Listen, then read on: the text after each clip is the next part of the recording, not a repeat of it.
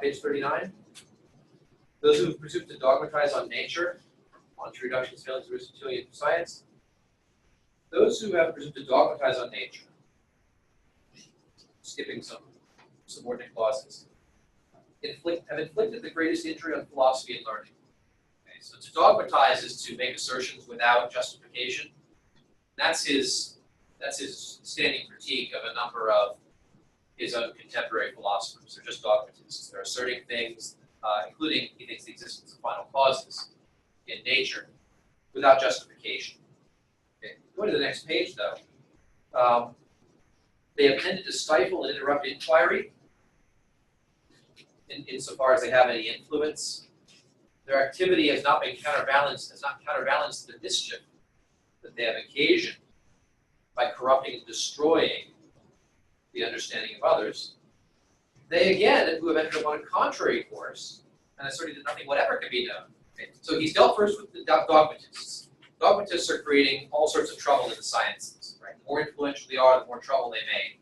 And there's no good that they're doing that balances out the mischief that they're making by spreading these dogmatic ideas about essences and final causes.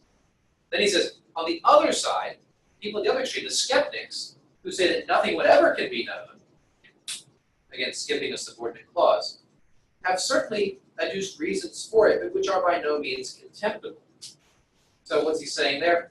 The skeptics, they may have something to say for themselves. Their reasons for being skeptics are at least okay as reasons, unlike the dogmatists, who he thinks have no proper reasons at all.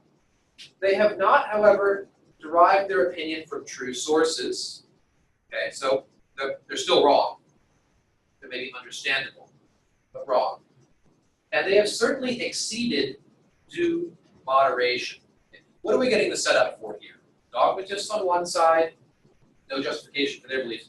Skeptics at the other extreme. Anytime somebody does this to you, right? It's one extreme, that's the other extreme. Where am I going? Right down the middle is where you're going to expect me to say. My view is that's just what he does. But the more ancient Greeks, whose writings have perished, held a more prudent mean, and there's the middle path. Right? This is the path that he says I, Bacon, are going to be imitating, not the dogmatist, not the skeptic, even though I can sort of see the skeptics have something to say for themselves. Between the arrogance of dogmatism and the despair of skepticism, what does he say? I'm taking the more prudent course. Thinking, as it seems, that the better method was not to dispute on the very point of the possibility of anything being known, but to put it to the test of experience. So there's an important passage there. What do? We don't despair, like the skeptics do, of ever knowing anything about nature. And we don't dogmatize by asserting that nature must be this way. Come up with theories and we test them. We put them to the test of experience. Experience and observation are going to be the source and the limit of all of our knowledge of nature. Yet they themselves, these ancient Greeks who followed this middle course, which we expect Bacon's going to imitate, by only employing the power of the understanding, have not adopted a fixed rule, but have laid their whole stress upon intense mediation and a continual exercise and perpetual agitation of the mind. Okay, so here's his criticism of the ancient Greeks who pursued the middle course. You guys see the geography that he's setting out here? Dogmatists on one side, skeptics on the other. Some ancient Greeks pursued a prudent middle course, but they didn't make a general rule out of it. They just relied upon their own virtue and moderation to keep them pinned down to true knowledge. So then now we get his contribution. Our method, though difficult in operation, is easily explained. What is his new method then? It consists in determining the degrees of certainty while we, as it were, restore the senses to their former rank. Okay, let's take these one at a time. Determining degrees of certainty. So unlike the dogmatist who seems to have just one 100% answer for things, or the skeptic who has one 0% answer for things, I'm going to have degrees of certainty based upon what? Probably something related to observation, right? An experiment and testing things through the senses, while also restoring the senses to their former rank. That's important. We're going to give the senses proper attention and importance as formerly they had, but as today they don't seem to have. So this idea of restoring the senses to their proper place in our system of knowledge seems important to him. Yes, Bree? So is this like science? This is, you're getting the emergence of the scientific method here in the 17th century. This is what he's talking about. Is something like that. And we'll bring this under further critique as we go. This is exactly what he certainly thinks he's doing. He's looking at a system of knowing nature that's full of metaphysics, and he's saying, hey, why don't we get rid of the metaphysics and just focus upon the observations? And that's what we want to draw out today, and I think also in our next class. But we generally reject that operation of mind which follows close upon the senses and open and establish a new and certain course of the mind from the first actual perceptions of the senses themselves.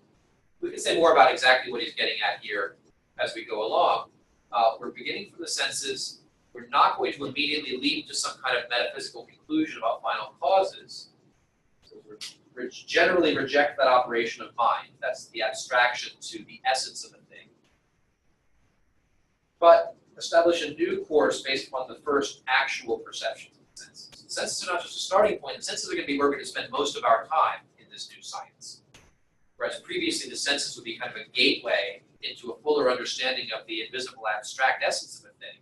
Here, the senses are going to be 99%, maybe 100% of what we're going to study in terms of our knowledge. I'll just continue this to the top of page 41 then. He says, bottom of 40, the art of logic, therefore being too late a precaution, and in no way remedying the matter, has tended more often to confirm errors than to disclose truth. The logic's not going to work, classical logic. Right? That's kind of analysis and dogmatism things. The only remaining hope and salvation is to begin the whole labor of the mind again. We'll see Descartes saying the same thing slightly later in our next week. Begin the whole labor of the mind again, not leading it to itself, but directing it perpetually from the very first, and attaining our end, as it were, by mechanical aim. What we need is a method, the scientific method.